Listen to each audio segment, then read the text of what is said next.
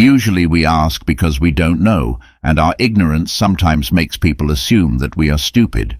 So when we ask, we are considered stupid. But this is wrong for us to ask because we realize we don't know and don't pretend to know, which makes us automatically wiser than those who think they already know, rather than those who feel they are the smartest. The only one. True wisdom is knowing that you know nothing. These are the test sound words that we hear most often. He is known as the father of Western philosophy, an ancient Greek philosopher who is considered one of the most influential thinkers in history. He was the one who later encouraged and shaped the early development of philosophy and directly inspired the great philosopher Plato, who later directly inspired Aristotle. Socrates became a figure who forced humans to ask and think about ourselves, the world around us, and how we live in it with his words written inside, especially Plato, who said, "Life is not examined. It's not worth living." Socrates did not leave behind any written works which made him a mysterious figure. All reports regarding his life and philosophy were written by other people, and some of them are different, and sometimes contradict each other in this historical study. Even the so-called Socratic problem makes it difficult or even impossible to accurately describe who actually was and what his philosophy and life was really like. But we can still describe who he really was from Plato's writings, which is believed to be the most accurate description, and also other authors. And with that, in this video we will try to get to know more and more deeply about this father of philosophers. The person who started everything by asking questions, made the wheels of human thinking run, and effectively could be said to be the starting point for making all developments in today's modern world, by admitting that he was stupid, and he asked. It is believed that Socrates was born in a village around Athens in ancient Greece around 469 BC or 470 BC. His father Sophronius was a sculptor, while his mother worked as a midwife. Sophronius wanted his son to continue his skills as a sculptor throughout his youth. Socrates became a student of his father as a young Socrates. He is now absorbing the writings of the Greek philosopher Anaxagoras. The Jatna Agora, or public square, was a central meeting place for men to discuss politics, art and philosophy. Because he was still young, Socrates was not yet eligible to attend the Agora. Instead, he spent much of his free time in the workshops of the city's merchants, where he would later ask people there about philosophical questions, after some time working as a sculptor. Socrates went to study under the master of philosophy, Archelaus. He studied mathematics and astronomy and became familiar with the works of philosophers. Previously, Socrates immediately realized that the things he studied had no direct benefit to society. He is more interested in solving everyday life problems. But although he has a great curiosity to understand the world, he only questions the world to understand how it works. He believes that we are better off if we question ourselves, to understand how we ourselves work. Socrates is described as short, fat and ugly. He has a C nose and his hair is long and unkempt, said to have no interest in self-care and rarely bathes. He doesn't have a job to support his wife and children, and he doesn't care about his social status. He was also said to be able to stay up all night without feeling tired the next day, and he could drink more than anyone else without getting drunk. Around 420 BC, Socrates is seen by most people as a strange and disturbing person, although not dangerous. When the war broke out in Socrates' Athens, he now joined the fight due to the demands of military service. In the work of Plato's Apology, Socrates was told that he fought in the battle of Amphibolism, Delirium and Puteoli as a result of the Athenian statesmen and generals saying that Socrates once saved him in battle with the end of the Peloponnesian War in 404 BC. There was a period of upheaval in Athens which resulted in the rule of one group, which is known as the 30 male tyrants.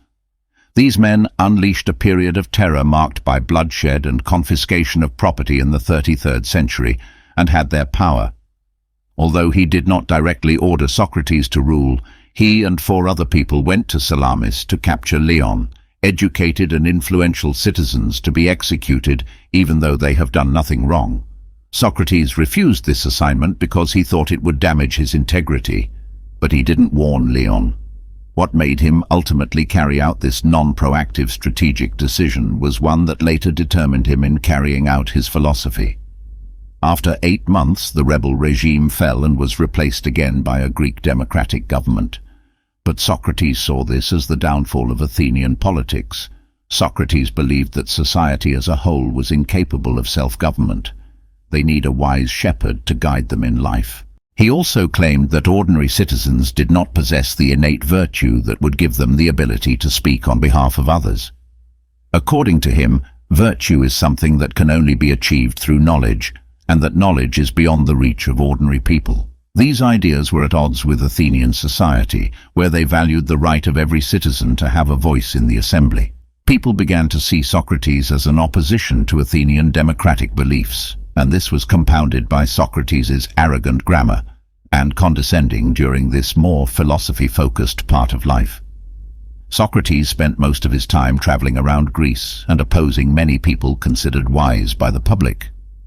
Socrates was very skeptical of the wisdom of this wisdom because he saw that people who claimed to be wise did not know what it meant to be wise, and some of them turned out to be just arrogant. He spent a lot of time questioning what they thought was true and realized that true wisdom is knowing that you know nothing. By doing so, he believes he will encourage others to join him. In the course of philosophical inquiry towards a better life, as they realized that their current answers and beliefs were insufficient as time passed, Socrates gained a following of young students who were attracted to his way of thinking. Although Socrates was skeptical of social knowledge, he also had his own beliefs, such as his criticism of democracy, and he also made judgments about the value of virtue, self-knowledge, goodness, truth, and happiness. He believed that crimes were always committed out of ignorance, and the perpetrators of the crimes were the ones who suffered more than the victims of the crimes themselves. And the most important thing is to explain that the purpose of philosophy is to ask questions about how we live, which we will explain in depth later. Despite his well-intentioned efforts, Socrates was often poorly received by the public. After continuing to be lucky in his life, he did not recognize the gods recognized by the state, and it also damages the youth. He was found guilty and sentenced to death. This is also influenced by his continuous criticism of the existing government system. Athens' law allowed any citizen to file criminal proceedings against another citizen, while it actually lasted 9 hours.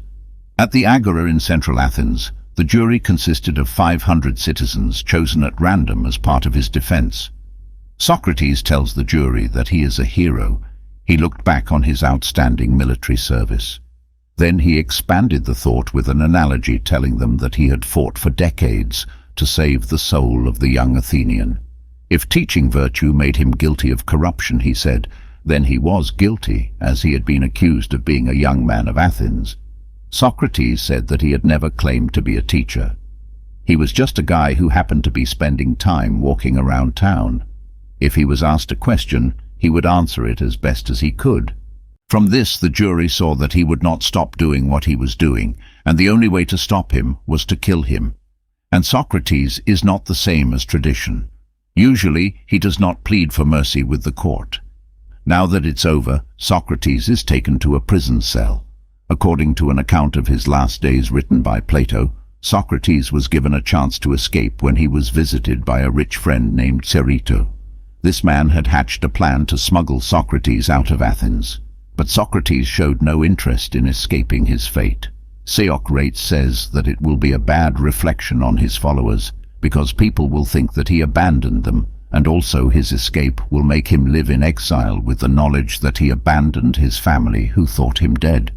And Socrates said that one should not worry about public opinion, but should be guided by virtue. As a result, Socrates rejected the offer to escape. Plato recorded his death in his work. According to the writing, a man entered the cell carrying a cup filled with poison hemlock. The cup is then offered to the test letter. He accepted it happily. Socrates believed that he had been cured of the ills of life, and as a result he did not fear death. Plato concluded his writings with these words: "Such was the end of our friend that we may say fairly of all the people we knew in his day. He is the bravest, wisest, and most honest person." One of the greatest thinkers in history was sentenced to death because he asked too many questions about a world that was not ready to accept facts and truth and still wanted to be in comfort. Philosophy is not only the mother of all sciences, but also a way of life, actions of life, processes in life, and the purpose of life itself. Philosophy is not just an intellectual discipline that can be abstract and detached from the real world. But the most important thing is that it teaches us about how to live better. The Roman philosopher Cicero said that Socrates brought philosophy down from the sky, bringing the teachings of previous philosophies which only focused on understanding the celestial universe and other abstract aspects of reality. Bringing it to real life forces us to ask questions about life and morality, truth and justice, makes us ask questions about human life, moral behavior and actions. Philosophy is not just a set of theories, but a way of life that we must practice every day to change our whole life. True wisdom is not just about knowing, but also about becoming a different and better person. The quality of our life depends on the condition of our soul. The healthier our souls are, the better our lives will be. If our soul is healthy and full of virtue, we can enjoy a happy and fulfilling life, even in the midst of suffering or failure. On the other hand, an unhealthy soul will cause us to make bad choices and lead less satisfying lives. We should not focus too much on material or physical conditions which are always changing, because these things do not determine our true happiness. Virtue or good qualities within us are the most important and are the foundation of a good and healthy life. This is the essence of Socratic philosophy. The soul here is not like the explanation in Islam or Christianity. Because ancient Greek philosophers lived before religion, the religion was taught or was in a geographical environment that was not touched by other existing religions, such as Judaism or Eastern philosophy. But what is meant by soul according to Socrates, we don't know for sure. Most likely when he said it, he meant referring to the true self as soul, referring to a subject who thinks and wills, as long as he realizes that the inner self or soul is the most important. Socrates believed the next step on the path to self-knowledge was to acquire knowledge of what is good and what is evil, and in the process use what was learned to cultivate goodness in one's soul and purge evil from within. Most people dogmatically think they know what is truly good and what is truly evil. They consider things like wealth, status, pleasure and social acceptance to be the greatest good in life, and think that poverty, death, pain and social rejection are the greatest evils. However, the votes do not agree with this answer and also believe this view is very dangerous. According to Socrates, all humans naturally strive to achieve happiness because happiness is the ultimate goal in life and everything we do. We do it because we think it will make us happy. Therefore, we label things that we think will bring us happiness as good and things that we think will bring us suffering and pain as evil. So it follows that if we have a false conception of what is good, then we will spend our lives frantically pursuing things that will get us nowhere. And even if we achieve it, but according to Socrates, if a person devotes themselves to self-knowledge and philosophical inquiry, they will soon be brought to a more correct view of goodness. He claims that there is one supreme good and that possessing this good alone will secure our happiness. We will feel happy even though there is suffering in it. According to Socrates, this highest good is virtue. Virtue is defined as moral excellence, and someone is considered virtuous if their character consists of moral qualities that are accepted as virtues. Socrates considered virtue to be the greatest good in life because it alone is capable of securing a person's happiness. Even death is a trivial matter for the truly virtuous individual who realizes that the most important thing in life is the state of his soul and the actions that arise from it. Regarding the rule test, Aristotle invites us to change ourselves and our lives by pursuing virtue with the form of wisdom as an ideal that is never fully achieved but always approached. This is not just a theory but a spiritual practice known as accessory, which is an inner practice that deepens understanding and awareness. We do not mean we refrain from eating, drinking and sleeping. but we bring ourselves to a higher awareness or understanding. Self-transcendence aims to see the world in a new way and go beyond our limitations, thereby helping us grow and develop. Socrates walked the streets of Athens and asked others to explain seemingly simple concepts such as friendship, justice, piety, and courage, only to realize that the person they are talking to doesn't know how to explain it, or worse, realizing that the person they are talking to is contradicting their own explanation, makes people realize that what they believe they know doesn't necessarily mean they really know it in Plato's book. Moreover, Socrates said when referring to a wise man, "When I talked to him, I thought this man seemed wise both to many others and especially to himself. But he wasn't, and then I tried to show him that he thought he was wise, but he wasn't. But because of that, he didn't like me. And so did many other people there. But I left thinking to myself that I was wiser than this man. The reality is that neither of us knows what is beautiful and good, but he thinks he does. But he doesn't know, and I don't know, and admit I don't know, and don't think I know, so I'm wiser than he is, with just this little thing that what I don't know I don't think." I know it was this belief that set him apart from others of his time. And this is also what gave him true wisdom, and it is true that this belief became his main legacy for the next 2400 years. And those self-proclaimed wise men disappeared into history, unlike sausages who exchanged wisdom for money and would speak for their own benefit. Socrates would never accept money and would only speak for the benefit of his interlocutor. He taught people to listen to their conscience, the inner voice that tells a person what is truly true. And if the person does not know what to say, he must continue asking questions to himself or others until he finds answers that he believes are the truth in the dialogues of Plato Gorgias. Socrates explains why he believes that philosophy has an important role in life. He said, "You see, our discussion is not about ordinary things, but about the right way to live our lives. Many people never consciously reflect on the question of how one should live otherwise. The course of their lives is largely determined by cultural values and norms that they follow without question. But according to Socrates, examining this question is very important, because through seeking answers to this question, one can hope to improve one's life." One of the reasons why most people do not consciously reflect on this question is because it requires a person to attain self-knowledge, or in other words, turn their gaze inward and analyze both their true nature and the values that guide their life. And such knowledge is perhaps the most difficult knowledge to acquire. Examining oneself is the most important task a person can undertake, because it alone will give us the knowledge necessary to answer the question of how we should live our lives. As Socrates explained, once we know ourselves, we will have the opportunity to learn how to care for ourselves. If there is no self-knowledge, we will never learn when we turn our gaze inward. In the search for self-knowledge, Socrates thought that we would soon discover our true nature. The true self was not what the masses believed at that time, namely those related to social status, wealth, or what was above our bodies. But the true self, according to Socrates, cannot be identified with what we have. But the true self is our own soul, that is, the thinking and willing subject within us. According to the test letter, the state of our soul or inner being determines the quality of our life. It is therefore very important that we devote a large amount of our attention, energy and resources to making our souls as good and beautiful as possible.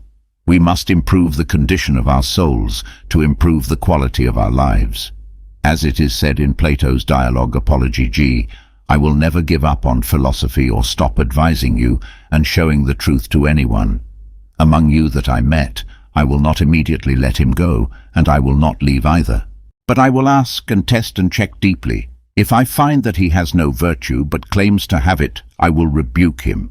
Socrates believed that he had a responsibility to his fellow Athenians to eradicate arrogance and ignorance wherever he found it due to belief zero, without knowing whether they were true or not, without thinking for himself, and only accepting the thoughts of others.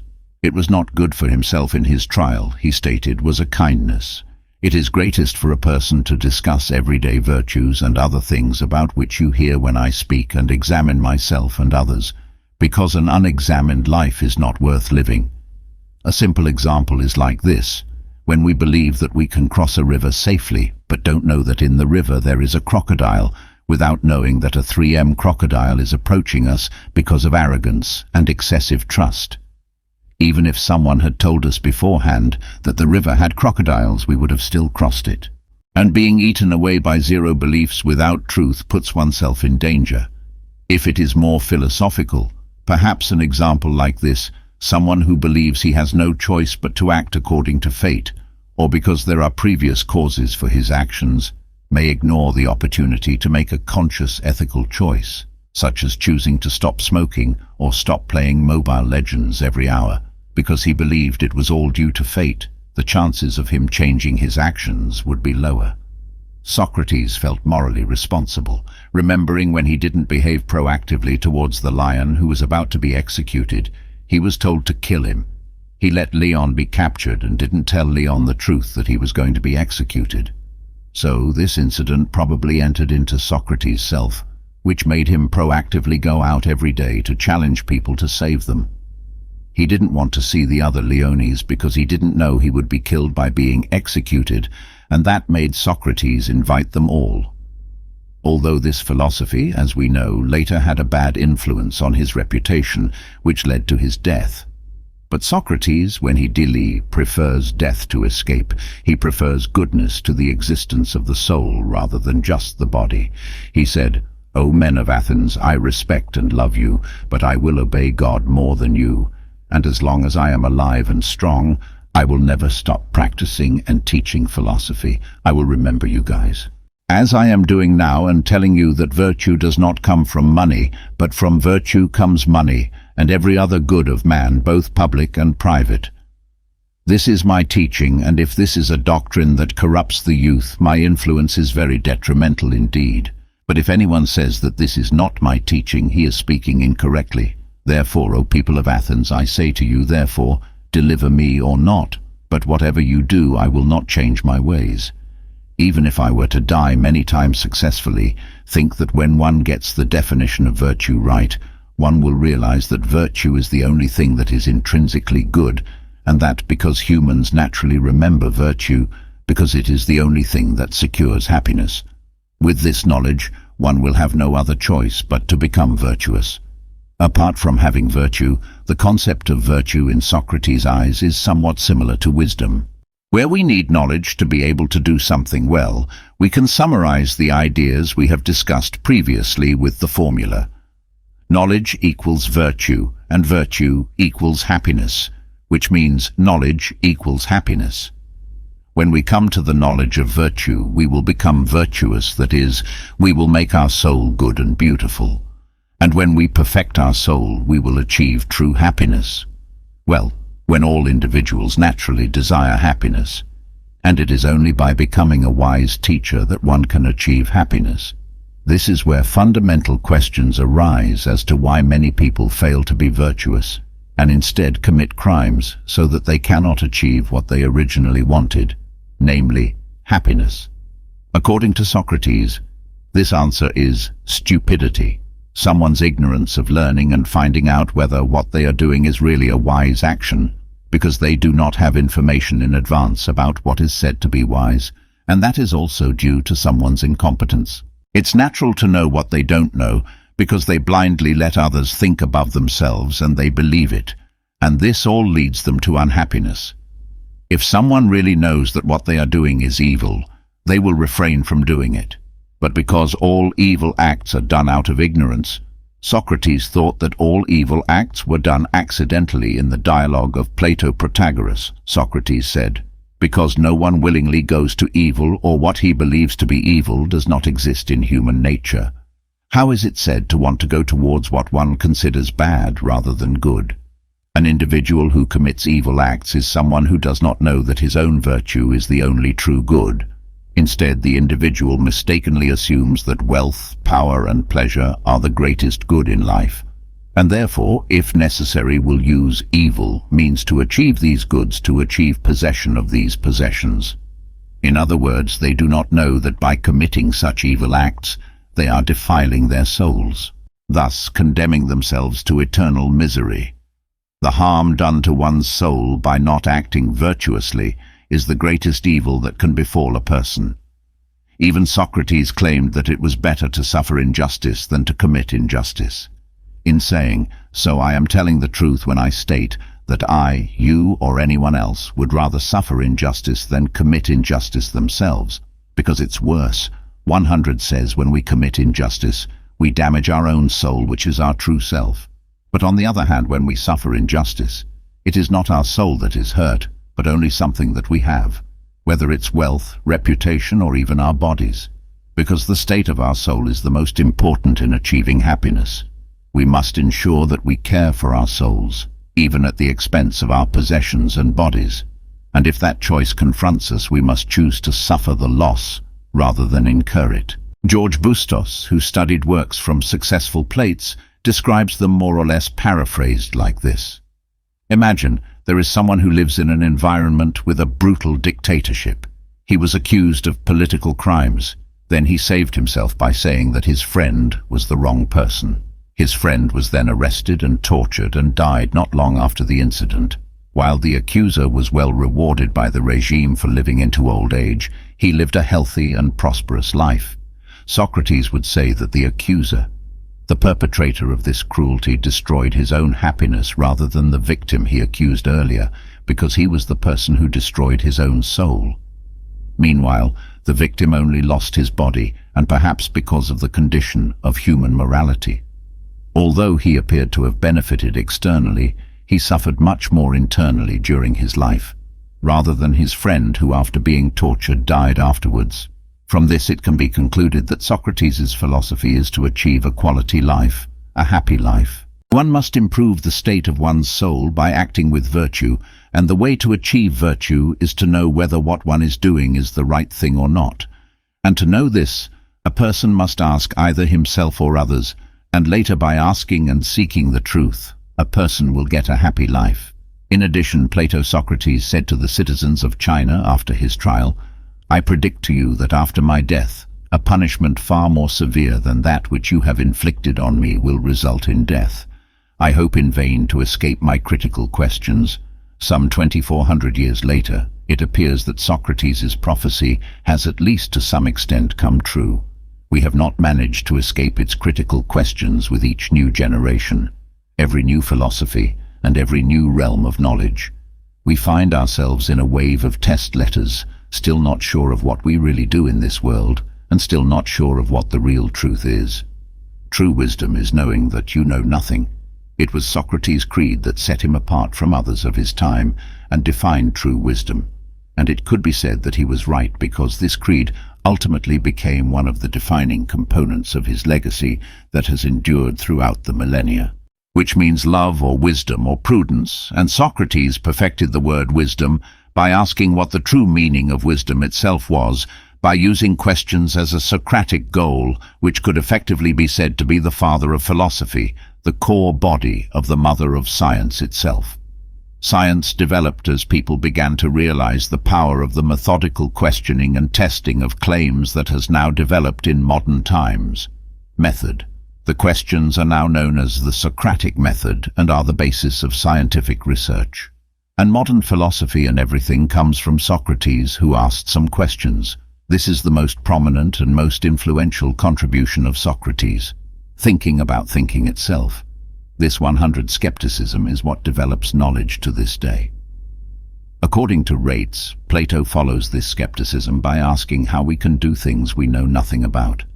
Unlike Socrates, who only asked questions and did not write down his thoughts, Plato wrote his works and formulated a more defined philosophical system, managed to write 36 books during his life.